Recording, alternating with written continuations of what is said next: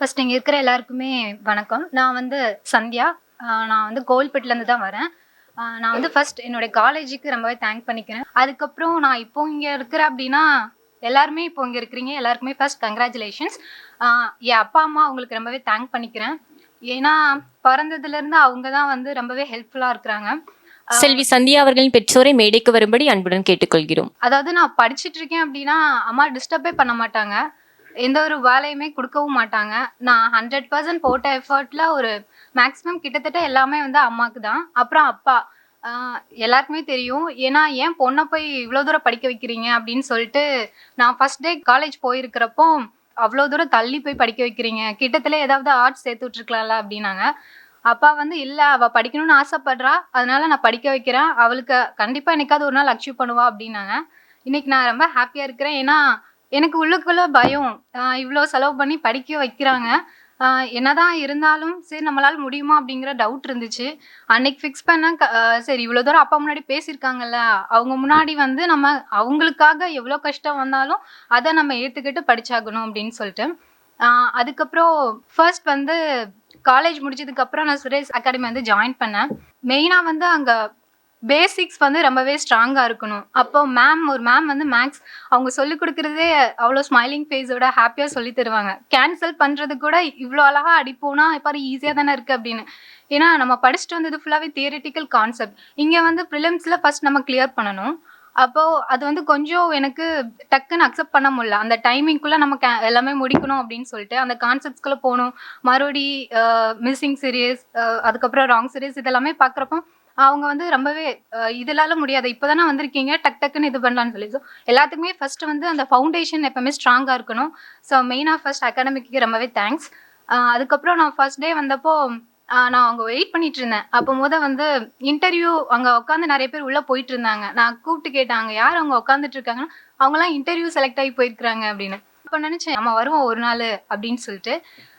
அதே மாதிரி நான் இன்டர்வியூ அட்டன் பண்ணேன். அதே மாதிரி பேனரில் பார்ப்பேன், எல்லாருமே வந்து அச்சீவ் பண்ணவங்க பிக்சர்ஸ்லாம் அங்கே வந்து போட்டிருப்பாங்க.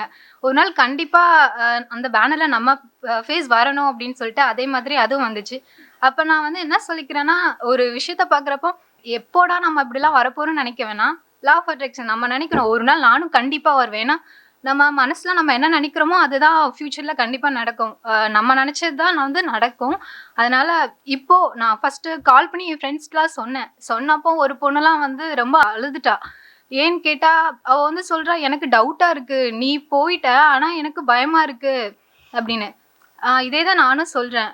ஃபர்ஸ்ட் 3 திங்ஸ் வந்து நீங்கள், அதாவது இந்த ஜென்ரேஷனில் நிறைய காம்படிஷன்ஸ் இருக்கும். என்னதான் நம்ம வந்து சொல்லி கொடுத்தாலும் செல்ஃப் கான்ஃபிடென்ட் அப்படிங்கிறது வந்து வேணும். ஃபர்ஸ்ட் வந்து நான் ஃப்யூச்சரில் படிக்கிறவங்க எல்லாருக்குமே நான் சொல்கிறேன், கண்டிப்பாக வந்து எப்போவுமே நம்ம தனியாக படிக்கிறப்பவும் சரி லோவாக ஆகவே ஆகாதீங்க. என்ன மைண்டில் ஓடுதோ பரவாயில்ல, டெய்லி பண்ணுற ப்ராசஸை பண்ணிக்கிட்டே இருங்க. ரொம்பவே இப்போ உள்ள ஜென்ரேஷன் பிள்ளைங்களுக்குலாம் அதை பார்க்காதீங்க. அதை பார்த்தனாலே நம்ம வந்து லோவாயிருவோம். நம்ம என்ன பண்ணணும், அதில் நம்ம என்ன ஸ்டெப்ஸ் எடுக்கணும் அப்படின்னு மட்டும் நினைங்க. கண்டிப்பாக ஒரு நாள் வந்து அச்சீவ் பண்ணிடலாம். அதே தான் நான் சொல்கிறேன். அதே மாதிரி இப்போ அச்சீவ் பண்ணவங்க எல்லாருமே ஃப்யூச்சரில் வரப்போகிறவங்களுக்கு கண்டிப்பாக ஹெல்ப் பண்ணுங்க. ஏன்னா நம்மளும் அந்த கஷ்டத்துலேருந்து தான் வந்திருக்கோம். அந்த பொண்ணுலாம் அவள் சொல்கிறப்போ எனக்கு வந்து ஒரு மாதிரி ஃபீல் ஆகிட்டேன். ஏன்னா நான் சொன்னதே தான் நானும் அதே தான் நினச்சேன். இவ்வளோ வேக்கன்சி தான் இருக்குது, இதில் எப்படி நம்ம ஃபேஸ் பண்ணி வரப்போகிறோம் அப்படின்னு சொல்லிட்டு. அப்போ வந்து எங்கள் வீட்டில் அப்பா அம்மா தான் சொன்னாங்க, 500 வேக்கன்சி தான் ஃபர்ஸ்ட் விட்டுருந்தாங்க, அந்த 500ல் ஒரு வேக்கன்சி உனக்குன்னு இப்போவே ஃபிக்ஸ் ஆகிட்டல, அப்புறம் நீ யோசிச்சுட்டு இருக்க, உட்காந்து படி அப்படின்னு சொல்லிட்டு. என் ஃப்ரெண்டும் சொல்வா, நம்ம கொடுக்குற எஃபர்ட்டை கொடுப்போம், அதுக்கப்புறம் மீதி எல்லாமே தானாக வந்துடும். நீ வந்து இதை பற்றியே நினச்சிட்டு இருந்தனா இதிலே பாதி நேரம் ஓடிடுது. உண்மையிலே தான் யாரும் எதை பற்றியும் ஃபியூச்சரை வந்து ப்ரெடிக்ட் பண்ணவே பண்ணாதீங்க. நம்மளோட எஃபர்ட்டை போட்டுக்கிட்டே இருப்போம், கண்டிப்பாக ஒரு நாள் கண்டிப்பாக அச்சீவ் பண்ணுவோம். தேங்க்யூ. சுரேஷ் அகாடமி ரொம்ப நன்றி. சுரேஷ் அகாடமி அந்த ஸ்டேஜுக்கு பொண்ணு வந்திருக்க மாட்டா. அதான் பேசிக் வந்து சுரேஷ் அகாடமி என்ன இருக்கோ அது பேசிக் நல்லா சூப்பராக சொல்லிக் கொடுக்காங்க. அது முதல்ல நம்ம ப்ரீலிம்ஸ் பாஸ் ஆனது மெயின். திருப்புன்னு அதில் வந்து நம்ம இந்த இது தேட்டிக்கு சொல்லணும் நமக்கு தெரியாது. கொஞ்சம் இப்போ மேத்தமெட்டிக்ஸ்னா நம்ம சுரேஷ் அகாடமி நல்லா சொல்லிக் கொடுக்காங்க சார். ராஜன் சார் நல்லா சொல்லிக் கொடுக்காங்க. எல்லாருக்கும் நன்றி. சுரேஷ் IAS அகாடமி, வெற்றியின் முகவரி.